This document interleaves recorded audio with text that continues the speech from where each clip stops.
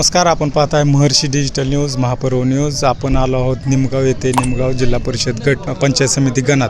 तर आपल्यासोबत आहेत पंचायत समिती गणातून उभा असलेले दत्ता भैया मगर. काय सांगचाल, निवडणुकीला सामोरं जात आहे, काय भावना आहे? ही सांगण्याचं दृष्टिकोन एकच की ही निवडणूक जनतेनं हातात घेतलेली आहे. ही एक प्रवृत्तीच्या विरोधात निवडणूक आहे. प्रवृत्तीच्या विरोधात निवडणूक असल्यामुळे जनता हीच उत्तर देणार आहे. त्यामुळे मी काय जास्त सांगण्याचं गरज, मी विकासाच्या मुद्द्यावर मी चालत राहणार. आमचं स्वर्गीय नानासाहेब विठोबा मगर यांनी या निमगाव खंडोबाच्या पावन परशाने या निमगाव नगरीत नंदनवन फुलवलेलं आहे. बळीराजाचं गाव म्हणून ओळखलं जातं तालुक्यात. असं आमचं गाव आहे निमगाव. या निमगाव गणातून मी पंचायत समितीला उभा आहे आणि जिल्हा परिषदला मच्छिंद्र आबा यांच्या वहिनी उभा आहेत. आम्हा दोघांना तुम्ही या चॅनलच्या माध्यमातून सर्व मतदारांपाशी पोचवा आणि आम्हाला जास्तीत जास्त मतदान जेवढं होईल एवढी अपेक्षा करा. तुम्ही सातत्याने जनतेच्या संपर्कात राहिलेला आहात. आता पंचायत समिती निवडणूक लढवता, काय आव्हान करचाल जनतेला किंवा जनतेचा कसा प्रतिसाद मिळतोय तुम्हाला? जनतेचा प्रतिसाद तर चांगलाच आहे. जनतेला मी आव्हान करीन की मी तुमच्या सर्व सुखदुःखात आहे. मी इलेक्शन आल्यापुरता तुमच्या मोहरा आलेलो नाही. बाकीचे कोण आले असतील त्यांचा काही संबंध. मी इलेक्शन डोळ्यामोहरं घेऊन तुमच्या मोहरं आलो नाही. मी जवळपास 10 वर्ष झालं झगडतोय.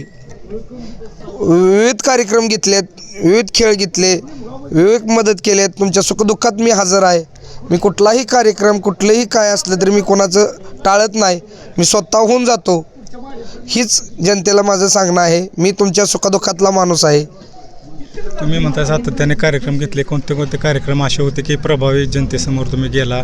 जनतेची कोणती कामं तुमच्या माध्यमातून आता मागील 10 वर्षात तुम्ही संपर्कात आहात? मी आमचं गजीडोल आहे. आमच्या गावचे कुलदैवत खंडोबा आहे, त्यांची गजीडोल स्पर्धा घेतली. परत आमच्या गावाला एक जवळपास 50 वर्षापूर्वीची एक परंपरा आहे, वावडी महोत्सव म्हणून. वावडी महोत्सव घेतलेला आहे, रक्तदान शिबिर घेतले, क्रिकेट घेतले आणि हे महाराष्ट्राचं हे असणारं शाहू महाराजांनी तयार केलेले कुस्तीचं हे.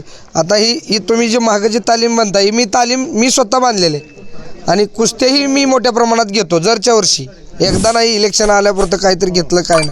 जरच्या वर्षी कुस्ती असतात. माझे वडील पुऱ्या महाराष्ट्रात माझ्या वडिलाला ओळखतात. हेच सांगणं आहे माझ्या जनतेला. बैलगाडी शर्यत घेतली. किती मल्ल घडवले आतापर्यंत? किती मल्ल तुमच्या कुस्ती केंद्रात आहेत? न मोजणे एवढे मल्ल आहेत. आमच्या वडिलांचं असं आहे की तुम्ही महाराष्ट्रातलं कुठलं बी एक गाव सांगा, त्या गावात नाही ओळख निघाली तर मी तुम्हाला सांगेल ते देणार. प्रत्येक गावात जाईल तिथं आप्पांची ओळख आहे आणि तालुक्यात तर विशेष नाही. प्रत्येक मैदानात जातात आणि ते मानाचा फेटा सर्वांना मानतात. तुमच्यासुद्धा परिचयात आहेत. पण भाई, तुम्ही इतके वर्ष झाले या समाजकार्यात आहात. काय समस्या तुम्हाला या तुमच्या मतदारसंघात जाणवल्या आणि त्या सोडवण्यासाठी कसा प्रयत्न असतो? समस्या एवढ्याच जाणवल्या की जे कामं मंजूर करून आणतात या पक्षाची लोक, कामं करून मंजूर आणायचं, गलिच्छ काम करायचं आणि पैसे बसगंड कमवायचे आणि घरी बसायचं. कॉन्ट्रॅक्टदार कोणीसुद्धा या राजकारणात नाही. फक्त पैसे कमवण्यापुरता पक्षात येतो, पैसे कमवतो, गलिच्छ काम करतो आणि निघून जातो. एकही काम आमच्या निमगावात चांगलं नाही. तुम्ही रस्ते बघा, सगळे बघा, काही बघा. 2 महिन्यापूर्वी रस्ता झालेला उकरून गेलेला आहे. तुम्ही आलाय त्या रस्त्याने. हीच दृष्टिकोन मी घेऊन यात उतरलोय.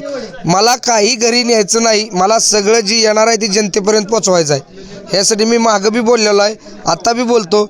मी ह्याच्यातून ना नफा ना तोटा स्वतः करून दाखवणार, पण मी करूनच दाखवणार. ह्या अपेक्षेने मी ह्याच्यात उतरलोय. कोण करतं ही कामं, जी गल्लीची कामं झालीत म्हणताय तुम्ही, जे निकृष्ट कामं, निधी अडवण्याचा प्रकार कोण करतं हे सगळं? सत्ताधारी. आता जी सत्तेत आहेत त्या लोकांनी सगळी कामं त्यांच्या हातात आहेत. त्यांच्या टेंडरवाल्या ठेकेदाराला देतात आणि कामं करून घेतात.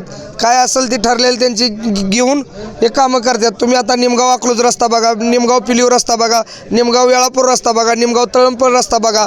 एकही रस्ता चांगला नाही. 2 महिन्यापूर्वी रस्ता झालेला आहे. 2 ते लय झालं वर्ष झालं असेल रस्ता होऊन. एकही रस्ता चांगला नाही गावातला कुठला. योजना एक आणली गावात, पुरे टोटल गावातले सगळे रस्ते उकरून टाकलेत. एकही रस्ता नाही. ह्याच्या मागं असं नव्हतं. नानासाहेब दादा बी होते, केशवराव पाटील बी होते, पण कधी एकतर्फी राजकारण कधी झालेलं नाही. आता एकीकडे मोहिते पाटील जानकर गट एकत्र आला, कितपत फायदा होईल आपल्याला या निवडणुकीत? फायदा तर होणारच आहे. हे एकतर्फी निवडणूक आहे, पण आम्ही त्याच्यावर बसलो नाही. आमचं आम्ही काम चालूच ठेवणार आहे. विरोधकांचं किती आव्हान असणार आहे? काय विरोधकांच्या रणनीतीकडे कसं बघताय तुम्ही? मी आव्हान घेऊन उतरलोच नाही. मी स्वतःच्या ह्याच्यावर उतरलेलो आहे. मला खासदार साहेबांचा पाठिंबा आहे, उत्तमराव जानकरांचा पाठिंबा आहे, आणि या गोरगरीब बळीराजा शेतकऱ्यांचा पाठिंबा आहे, आणि ही गोरगरीब जनता माझ्यासोबत आहे. एकतर्फी निवडणूक आहे. गुलाल शेवटी कोणाचा मग? गुलाल शेवटी जनतेचा. जनता ज्याला गुलाल देईल त्याचा गुलाल. काय आव्हान असेल जनतेला? कुठल्या मुद्द्याकडे बघून जनतेनं तुम्हाला मतदान करावं? युवक चेहरा बघावं आणि मतदान करावं. तुम्हाला जी योग्य उमेदवार वाटतोय त्याला मतदान करावं. जो तुमच्या कामाचा माणूस आहे, तुमच्या जो सुखदुःखात येतोय त्याला तुम्ही मतदान करावं.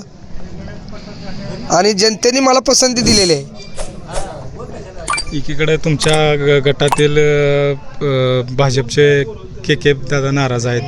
त्यांची भूमिका अद्याप स्पष्ट नाही. त्यांचा कितपत तुम्हाला फायदा होईल, नुकसान होईल, काय वाटतं? निश्चितच होईल, पण के पाटील बी स्वाभिमानिक आहेत, आणि त्यांचे वडील हे नानासाहेब दादा, त्यांचे वडील हे एकमेकाला विचारात घेऊन कामं करणारे होते. पण खालची फळी जरा थोडी त्यांना बी ह्याच्यात ठेवायचं, ह्यांना बी अंधारात ठेवायचं, दोघांची कुठं ही होईल ती बघायचं, हीच झालेलं आहे गावात आजपर्यंत. पण ह्याच्या मागं असं नव्हतं की काय सांगायचं. एका कट्ट्यावर बसून ठरवत होते आणि गावचं धोरण रचत होते. पार्ट्या जरी वेगळ्या असल्या तरी एका कट्ट्यावर बसून ही ठरवत होते, आणि गावचं काय रणनीती असेल ती दोघं ठरवत होते. आता कसं आहे प्रचाराचं नियोजन? कसं आहे आता नियोजन? होम टू होम प्रचार चालू आहे. आमचं घरदार आहे, आमचे ही कार्यकर्ते आहेत, सर्व आम्ही घरातले सर्वजण प्रचार करतोय. तर हे होते दत्ताभाई मंगर यांनी सांगितले की प्रचाराची रणधुमाळी जोरात आहे आणि विजयाचाही विश्वास त्यांनी व्यक्त केलेला आहे. माझे सहकारी अमित गदादेसह सागर खरात, महर्षी डिजिटल न्यूज, महापर्व न्यूज, निमगाव.